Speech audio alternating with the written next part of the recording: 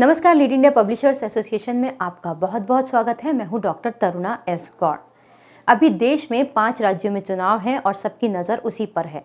खास तौर से डिजिटल मीडिया के दिमाग में एक कन्फ्यूज़न है। उसी से संबंधित काफ़ी लोगों ने एक सवाल पूछा है कि आचार संहिता अगर लागू हो तो उस दौरान क्या कवरेज किस तरह से करें और वो क्या क्या सवाल पूछ सकते हैं, क्या वो ओपिनियंस ले सकते हैं, क्या वो मतदाताओं से बात कर सकते हैं।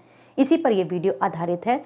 अगर कहीं भी आचार संहिता लागू होती है तो कवरेज करने के लिए आप ओपन होते हैं, आप कर सकते हैं। रजिस्टर्ड मीडिया का ये हक है कि वो लोगों से बात कर सके, उनकी राय जान सके कि वो चुनाव में क्या सोचते हैं, उनके क्या मुद्दे हैं, उनकी क्या शिकायतें हैं या अपने जनप्रतिनिधियों से उनकी क्या उम्मीदें हैं।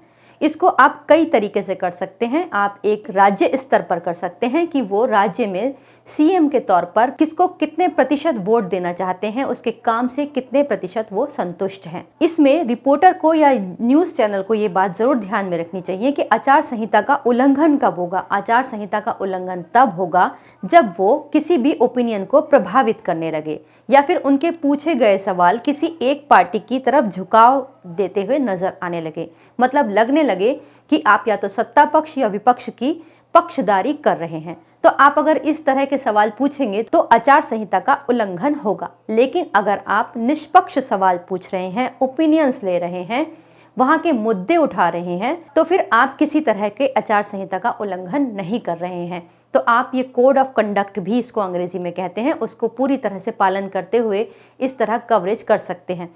हमारा सुझाव ये है कि आप इसको बहुत बड़े लेवल पर और बहुत छोटे लेवल, दोनों लेवल पर आप इसको फोकस कर सकते हैं। मान लीजिए आप उसको राज्य स्तर पर सवाल पूछ रहे हैं तो राज्य की सरकार से संबंधित कामकाज पर बात करिए। जो आपके क्षेत्र के विधायक हैं, आप एक कॉन्स्टिट्यूएंसी को भी फोकस कर सकते हैं या फिर आप अपने किसी पर्टिकुलर क्षेत्र को भी फोकस कर सकते हैं। वहाँ की जनता को इकट्ठा कर सकते हैं, वहाँ के जनप्रतिनिधियों को भी बुला सकते हैं, जो सत्ता में हो या विपक्ष में हो, इससे कोई फर्क नहीं पड़ता। आपको निष्पक्ष दिखना होगा, ऐसा ना हो आप बायस दिखें। अगर आप इस तरह से कवरेज करते हैं तो किसी भी तरह से कोड ऑफ कंडक्ट का उल्लंघन नहीं होता है। उम्मीद करते हैं ये जानकारी आपके लिए उपयोगी होगी। अगर आपको ये वीडियो अच्छा लगे तो इसे लाइक कीजिएगा, शेयर कीजिएगा और सब्सक्राइब भी कीजिएगा। वीडियो देखने के लिए बहुत बहुत धन्यवाद।